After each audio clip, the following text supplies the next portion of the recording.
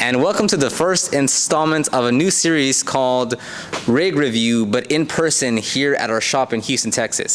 So I know I've been doing them like reviewing photos and videos, but I would like to do it in person because it's just a different dynamic in person. So if you are in Houston and you want to swing by and kind of showcase your van, just send me an email or DM me on Instagram. And it's not really me reviewing it. I'm going to give you a walk around, for instance, this Colorado mobile rig setup, and just give you a walkthrough, and then I'll ask the person what their plan was, how they bought everything, and just give you more insight into their mobile rig. So if you are interested in that, swing by Houston, or if you're in Houston, let me know. But other than that, let's get through this first installment of this 2021 Colorado mobile rig.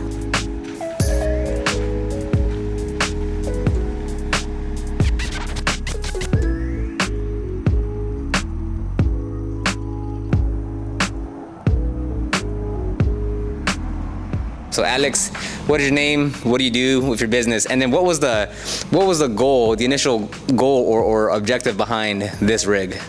How's it going? My name is Alex. I'm the owner and operator of Infinite Gloss Detailing.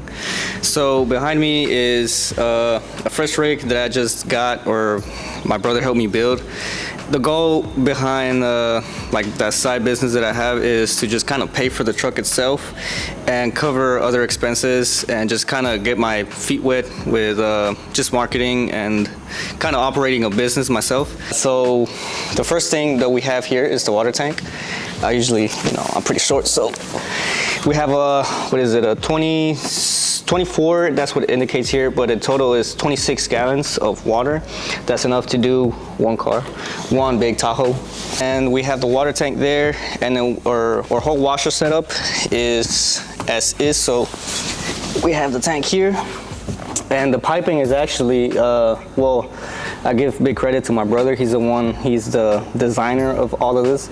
He went ahead and put PVC piping from the bottom because we have another outlet here that's covered by the compressor. So this is for like washing your hands, filling up a bucket. Well, I don't fill up a bucket. By the time I fill up a bucket, I will have like half the tank left. So I have pre-filled buckets under there. By the way, all of this stuff, we did like several trips to Home Depot if you wanted to, and if you have the budget to, you can just do one trip to Home Depot and have everything you need. And then from the pump, you can see here we cut this hose that you can get at Home Depot as well. We cut it to the exact length. Well, not exact because you can just go like that, but we cut a pretty decent length so we can have some slack to the pressure washer and from the PVC to the pump. And by the way, if you're wondering why I don't have an extra bypass hose going into the tank, is because this is self-priming and self-stop. So what that means is even if you released the wand from the pressure washer, you're not using it, most pumps, they will still keep running, which means you will have to kind of have a hose that will bypass to the tank so it doesn't burn out because it's still running. But this is a C-Flow RV pump. And we have your basic Ryobi pressure washer. For a certain amount of time, I wanted to go with gas, but it's just unnecessary. Plus, this is a small truck, so I wasn't gonna be able to fit all of this stuff. This equipment here is actually from Northern Tool, and this hose is from Amazon. It's like the cheapest hose you can get.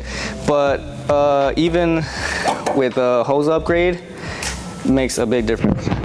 And what you have underneath here is a generator. It's enough to power up the rigid compressor, a vacuum, and that's about it. I wouldn't do any more than that. So here we have, actually over there, the compressor is your basic pancake compressor, rigid, 6 gallon, 150 PSI. And the vacuum is also a rigid, your typical, I think it's a 4 gallon, something like that. And then we have the reels here. What I wanted this setup to pretty much just have was the reels itself, because it's very efficient. If you have a setup, you don't have any, if you have the equipment but you don't have it installed, the first upgrade I recommend having is the reels, because they're very inefficient. They cut down all of this, kind of cut down the total detail time like 30 minutes, which is a big difference. So that's the air hose reel. So I did say Home Depot, but that's for the hardware and mounting stuff, like the wood, all the hardware, and that's about it. But tool-wise, I'll say this was Harbor Freight, Northern Tools, Amazon, and that pump was from Amazon as well. And then now we have the products here. Most of these are actual prototypes from PropCare, so stay tuned on what we're gonna release. And of course, can't go wrong with the pump sprayers. I use both of these for the wheels. I don't really use pump sprayers for the inside. I have the gallon or 2 gallon filled with pre-spray, but I don't have it here at the moment. And moving from that, so that's the caddy. That's where I store them in. That's your typical, just like cleaning Sterilite caddy. I got it at Walmart like 10 years ago. What I actually want to do though is have some products mounted on these bucket caddies, or what is it called? Yeah, tool caddy. I got this from Walmart at a good price. I was actually thinking of just mounting them here instead of getting the, you know, like your Max Shine bottle holders. I already have these, so might as well just put them to good use. And I'm thinking of just having a hook and then hanging them down. This ammo box here, I have, you know, you never know out in the field, can't show what's in there. Somebody runs up to you. I'm just kidding. Nah, it's, we have more tools here. He actually gave me the idea to use this for like brushes or have it as a glove compartment, which is, you know, a good idea. I like that. You know, your limit is your creativity. Whatever you want to do, you can do whatever. Okay, so that was the walk around. Appreciate that. Now, a few questions that I just want to cover again, because I know people will have questions on this. Is in total of the rig, for the most part, just a pretty good ballpark guesstimate. Like, how much did you pay for it all? So I did not keep track of everything I spent, which is a big mistake. I'll say in total, equipment, maybe like 500 bucks. Hardware was maybe 400, 350, 400 bucks. And chemicals, well, some of these are prototypes now, but if I were diluted wise, maybe like 30 bucks, but like gallon size and all that, maybe another 100, 200 bucks, brushes and all that. So I'll say 1,500. 1,500 for the full setup, from basically from start to finish. Yeah. What was your previous setup before this? Was it still this truck? Was it with this truck just nothing in there? Was it like another vehicle? What was your previous setup? So the previous setup was a Mazda 2018 Mazda 3. It's a little hatchback. I was trying to fit everything in the trunk. Well, it was a hatchback, so it was more like a back seat. And it was a complete failure. I was trying to gravity feed the tank to this little Ryobi, no water pump, nothing. Complete fail. I ended up asking the customer for his water and electricity, no generator, so that wasn't fun. How do you, did you install everything yourself? And through the installation process, like looking back at it now, if you would have like purchased everything correctly at once or like planned it better, could you do it all in one day versus however long? How long did it take you? Did you do it all yourself? And looking back at it now, how long would it actually take you to get it all set up?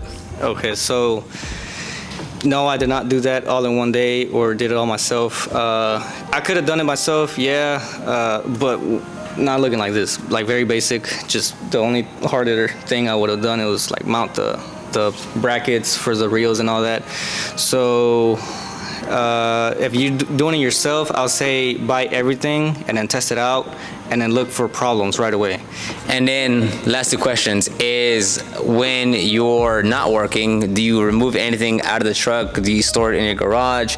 How's the storage solution? Because everything is open here, so everything's very easily, once visible, and then two, I think everything is bolted down, but you know, you're still at the mercy of everyone seeing it. So what do you do there? Yeah, so that's a big con. For me, the only con of a truck setup is the fact that everything's visible. I don't drive this to, like, I'll say when I'm doing grocery shopping, because everybody can see what I have in there and easily take it. Even though everything is bolted, I was thinking of maybe even chaining up the generator, but that's a little overkill. So as you can see, I don't have those truck bed covers, a truck bed cover.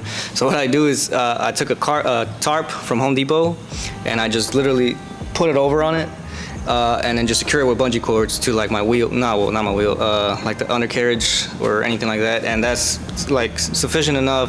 And then what is the difference that you see, that you feel, between working out of the hatchback, which is your Mazda 3, I think, and then having a truck with what you know most would consider now a pretty decent setup? What is the difference between like when you get to the job site and you're gonna start working, when you're packing up, unloading? Like, what's the difference between those two?